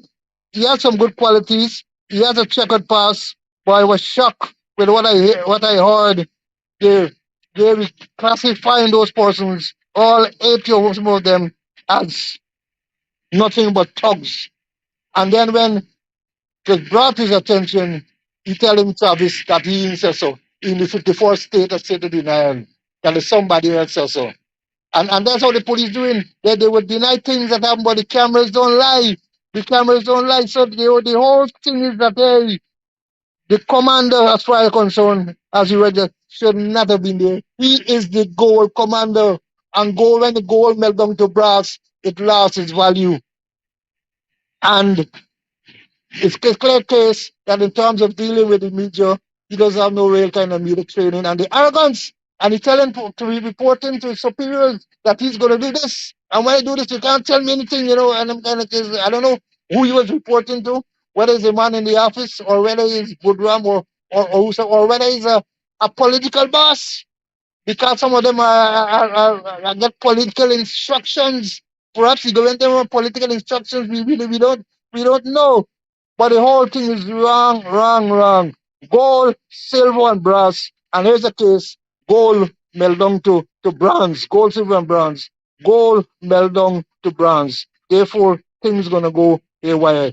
The police had no right to be there and to actually directing the people what to do. I agree. Well, yes, there were arrests and that people were misbehaving, and there's someone had a right to misbehave because you go to work, and when you come home, you don't have a house, you don't have a building, you have a right to show some form of protest, But the police action wrong, wrong, wrong, and although they answered discharge wrongs without any kind of warning to the people, persons get injured, and then I heard that they lock up people, and according to one of the PNC lawyer, they put a woman with a man in a lockup overnight at at Chimney Station. I don't know if that is true.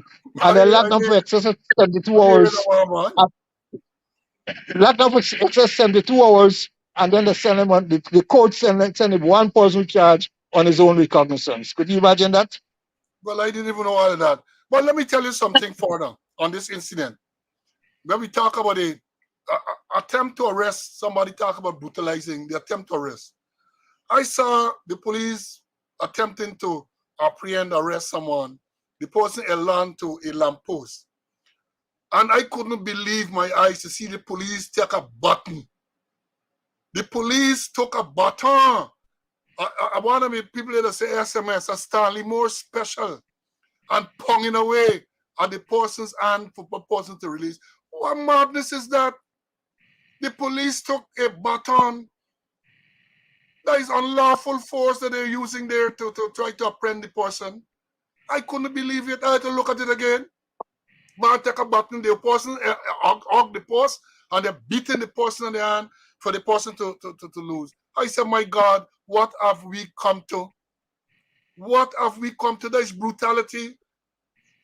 The policeman can be, you break the, but even you break the person hand, assault, CABH or something like that, you can't get to that point. And again, I say it's lack of leadership. The young officers are there, they are not properly trained and they're not properly led. Somebody say, they also kicked the person. I did not see that. Yeah, But I yeah, did not see that. But I heard, again, I heard Travis saying, "Don't kick the man, don't kick the man," and I saw but it. again, I say, the people, the policemen, and again, let me say, I don't blame the young policemen totally, I don't blame them totally. They are not, they don't have the proper training, and they're not properly led. We saw what happened at Mocha, where the police themselves were breaking bridges. How the police getting involved in that? How are we getting involved? How the police, I say we, but how the police are getting involved in that type of thing? You are there to ensure that the breach of the peace, no, there's no breach of the peace. That is what you got to do. Somebody behave disorderly, you warn them, they continue, you might want to effect an arrest. But to see police actually breaking bridge, to see police directing people to, that is not your function. That is not your function. That is not Apart, your function. Because when the time comes for action, for civil action, you will be culpable. Because I got a strong suspicion that when the time comes, they're gonna duck and left you in the puddle. So again, we have emphasized on this program, you cannot be forced to carry out an unlawful order. You cannot be forced to carry out an unlawful order. And if you were to carry out an unlawful order, you can't use as an excuse the fact that you were told to do so by a superior rank. Those theories have been tested and proved over the years. We talk about Nuremberg, and there was also the one at My Lai in Yeah. Vietnam. Those are there as precedents. So officers, especially on the junior ranks, you have to read and understand. You have to read and understand. Because at the end of the day, you are going to be left to hold the shitty end of the stick. You are going to be left to hold that. And again, lack of training, lack of command, and that was very evident in that input incident where there was clearly lack of training, and clearly the people weren't properly led because I didn't see no proper formation, no proper instruction, men running helter-skelter all over the place. And the ranks were so vulnerable. The ranks were so because 1A, 2A, 3 there, and all those type of nonsense. That is what went on. Anything more you want to say on that? No, nothing more. It's just that it was ridiculous. And I think like the police don't know any self defense anymore. Six police can't control one man. Christ, man. Well, I don't know. I don't know. Now let me shout out to a few more persons here. See, Lado, like I don't want to accuse you of being late, but I know you're here now. I can't recall when you joined, but just in case you joined late, I saw the conversation between Ulrich and them about warning notice and all that. But you can't continue to get warning notice, You can't you can't continue to get warning notice all the time. Because remember, if you are issued with a warning notice, the warning notice tells you, and this is education for the officers here as well, police officers and the other ranks. When you're given a warning notice, the warning notice tells you that the commission of any further disciplinary breach within 6 months can lead to your dismissal from the force or reduction in rank if you have stripes. So understand this. You get a warning notice, tell you that you hereby warned of your conduct. The warning notice got a whole thing. Since you enlisted in the force, you have committed this breach and that breach and that breach. And then they tell you that the commissioner, they don't go on to tell you that your officer will be required to report on your work and conduct within a specified time. I think it's 6 months. I can't remember exactly what time. But then it goes on to say, very importantly, that the commission of any breach during this period can lead to your dismissal. So I would normally tell people when I lecture to them on the breaches on the police discipline act that once a person has been issued with a warning notice, any offense, no matter how minor thereafter, it should be issued, or the charge sheet should be endorsed, because the warning notice would have said to him or her that if you commit any further breach, you can be dismissed. So this is lesson for the officers and the junior ranks. So for those of you who talking here now about, well, you got a warning notice. Yeah, you got a warning notice. But then me, you get off. The warning notice put you on notice that if you commit any other breach, you can be dealt with conlinely. So understand it clearly. Understand it very, very clearly. 1 or 2 cockroaches out today. You expect them. 1 or 2 cockroaches will come out. You expect that. Now the next thing I want to we also touch again on, well, before I go to this summary dismissal, I noted in the media an intruder was stabbed and killed somewhere in some house in Albert Town. And it generated some discussion and so on. Now let me say this. If an intruder comes into a person's home, person has a right. If you're a licensed firearm holder, you gotta ask questions. The man come in, you lock. Let me put it this way. You lock up, you secure your building, you went to bed.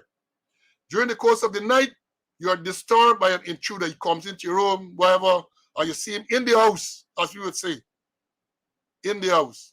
You have every right to shoot him. If he dies, inquest. As in this case, the persons in the house did not have licensed firearm, so they use a knife.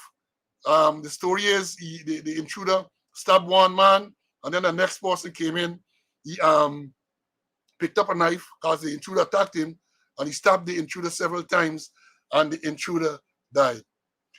All I want to say, I hope that the police wants to verify that that is true. The story as narrated by these two men is true, and this man is in fact an intruder. Because if he was an intruder, he would have seen evidence of the intrusion. Break. Kaya is a break specialist. He's a burglar. I hope they lock up these people, you know. I hope once they satisfy themselves that the story as told by these two men is verifiable, it's true, that they put the people either on a recognizance to come back while they continue. I hope they did that.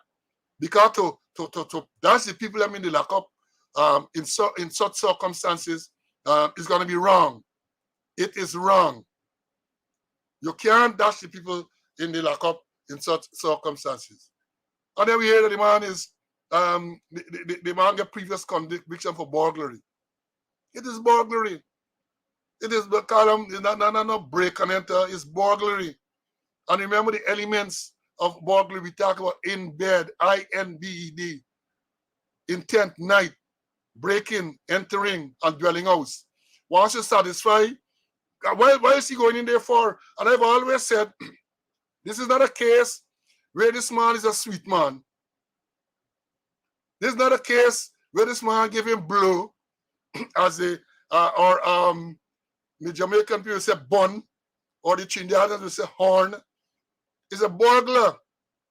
He breaks into a dwelling house with the intent to steal therein, or breaks out having entered and stolen therein. He's a burglar. Once it's in the night, once it's a dwelling house, they have every right to take action against him. So let's understand. Now, somebody asked the question, what happens if you find a person in your yard? My students are so bright. Jean, you are a bright student. And that is a question. I remember years ago, let me tell you this, years ago, when I was a young officer, we used to have what we call mess nights. And some prominent person used to be invited to deliver some subject of their choice or whatever we told them to do. Dudley, you're right, there's a coroner's inquest. Coroner can determine whether anyone was culpable for his death. And as I've said, we used to invite, and I think it was Justice Crane, I can't remember the exact person, but one of these renowned justices came, and this was the issue. The use of firearm by licensed firearm holder, and he made it plain that, as I've said before, you wake up the man in your house. This is not a sweet man. This is not a sweet man, so that we don't throw all of those snakes in the thing. This is an intruder. He's a burglar. He comes into your room. You wake up, you shoot him dead. And as my friend from Jamaica pointed out, coroner's inquest. Now, he made the point during the lecture that your yard, and Dudley, when we talk about yard here, we ain't talking about yard as per Jamaican. When Guyanese talk about yard, we're talking about the outside. Let me say you have a fence. It's between the fence and the building itself. That's what we call yard, right? Jamaican yard is in your house. But in Guyana, your yard is outside. The surroundings outside. He says it's a different story in the yard. A different story if the person is in the yard. And it all depends on how the yard is fenced and all of that. Because he made the point that some man, some vagrant or some drunken person can wander into the yard aimlessly with no criminal intent. And therefore, the same type of justification will not be there. So understand this clearly about the person in your house where he broke in and he came in, right? And then, Dudley says the same as ours. All right, good, Dudley, accept. So, as against the person in your yard, person in your yard is a different thing. You can't just shoot or kill the person just like that. You have to satisfy yourself. Well, if you're threatened, he attacks you, and then yes, you have justification to do. Well, in your house is a different thing. You secure your house is your castle. Man, home is his castle. You secure and you go to bed, and then you wake up and you see a man moving around in the place. You're gonna ask, you're gonna tell him, hey, what you doing here? You're gonna tell him, come out my house and all that. You wake up, you're a licensed firearm holder. You do what you should do, the first thing, self-preservation, nature's first law. You shoot him dead. He has no right to be there. He has no right to be in there. And then when the evidence show that the man actually broke in, they get evidence that he's a burglar and all of that, the coroner can determine the rest. So to answer the question, I hope I answered the question that Jean asked, is a different standard to the man in your yard as against the man in your house. So let me understand this clearly.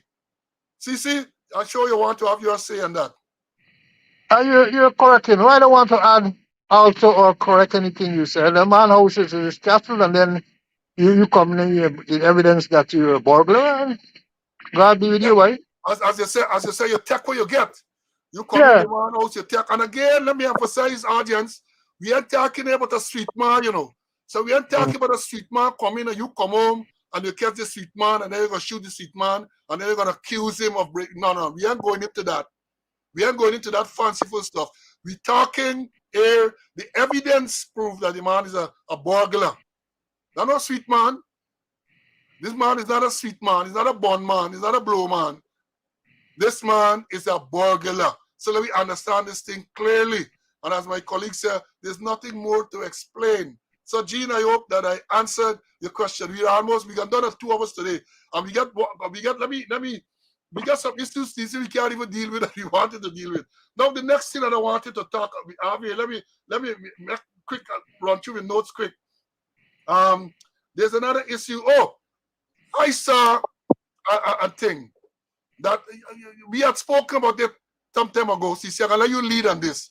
This is where they remember we talk about the officer who lost the firearm in Bobby's.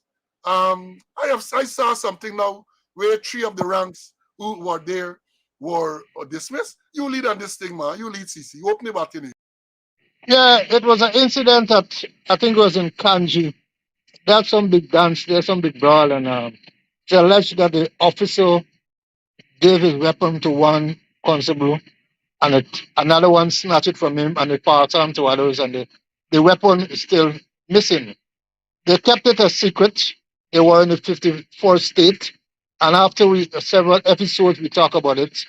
The commander came clean, and they did some work, illegal work. They went and searched some people places without no warrant in the dead of the night. I think they carry a man car, carry a man motorcycle to the station without any justification. Anyway, so far the weapon has not been recovered. The officer has been transferred to a location in Georgetown. Out of the 4 persons, 3 constables were given notice. The services were terminated. They weren't charged. No relation. No offense charge under the Police Discipline Act. Summary disposal. No right to be heard. No anything. Just send them letters and send them home. Dismissal at pleasure, which is a thing of the past. And we know what happened with the officer who lost that weapon. But perhaps they can't do nothing to it because in terms of the discipline and removal from office, it is a police service commission, and we don't have a lawfully and duly constituted police service commission. So maybe that might be pending. I don't know what they might cover for him. But the thing is, 3 constables, they just dismiss them there without no trial, without no right to be heard. And a fourth one, he gone scot free. Well, That's the information I got. again, it's sad, and no wonder the morale of the ranks is so low. You have a case where let's, for argument's sake, you feel that the ranks committed some breach. I explained on this program repeatedly that there's nothing like dismissal of pleasure. There's something called due process, and if the ranks are alleged to have committed a breach, you have to charge them, give them a chance to be heard, try them, and if they're found guilty, then you can take what action you deem appropriate. But to just dismiss ranks like that from the force, and let me tell you what's gonna happen, because I know a particular lawyer, when these things happen, he'll smile because the ranks will go to him and he is gonna challenge the dismissal in court, and they're gonna either settle big money, so it's we the taxpayers will pay. They will either settle or the matter goes to trial. The people are going to win. I said here, I remember well in 2018, interaction with the then Solicitor General, and I was told, Mr. Slow, this thing is wrong. These people, you must talk to them. They're doing this thing. I went to get some advice on a matter before the commission, and I was told you cannot, and I was reminded because I knew before, you cannot just dismiss people like that.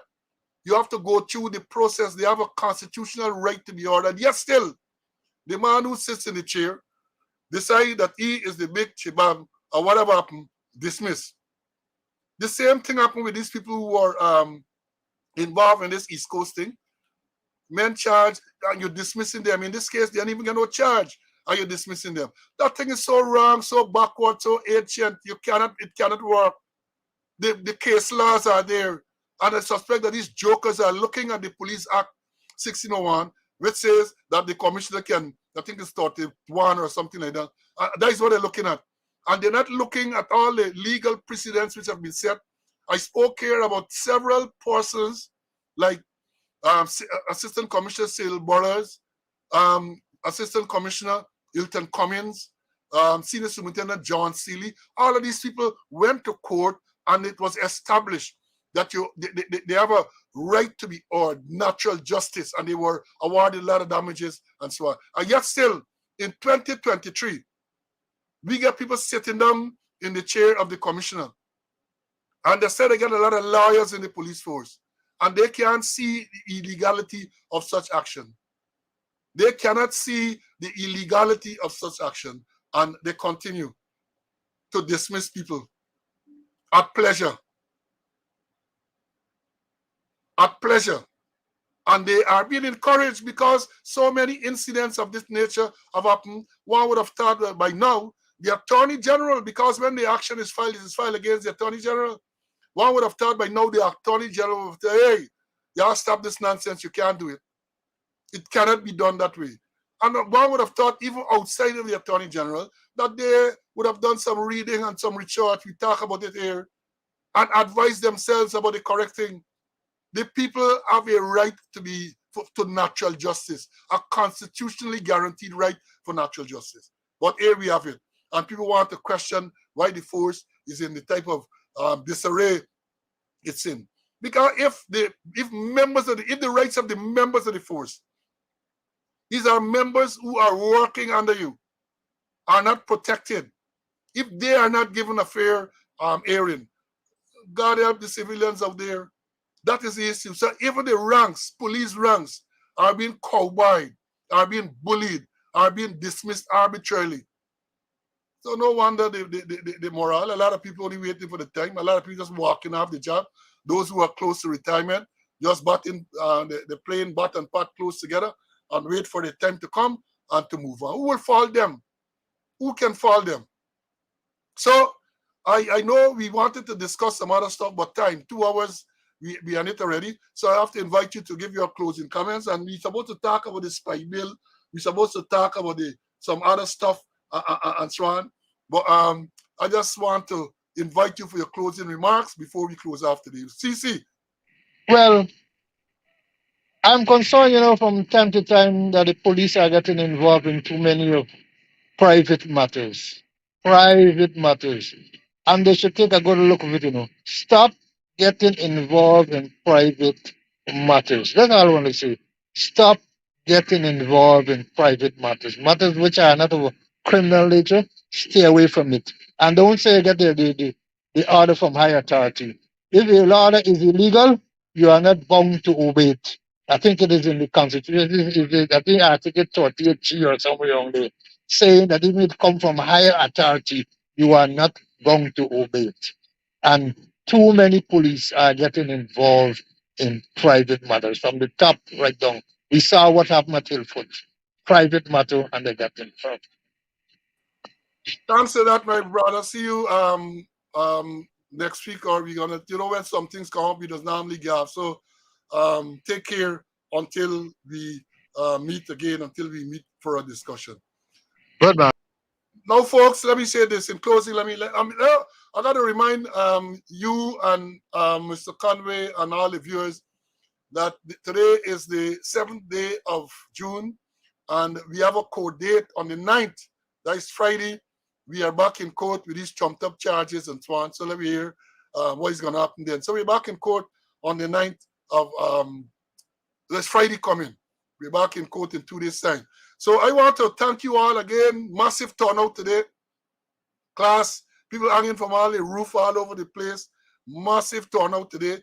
I hope that you found the program interesting. We try to clarify these things. We being able to pass on some information to those who sit in the chair and these senior people. I hope they're eating what is being said. And don't, again, as I say, don't just take everything we say as gospel. Go and do your research and find out.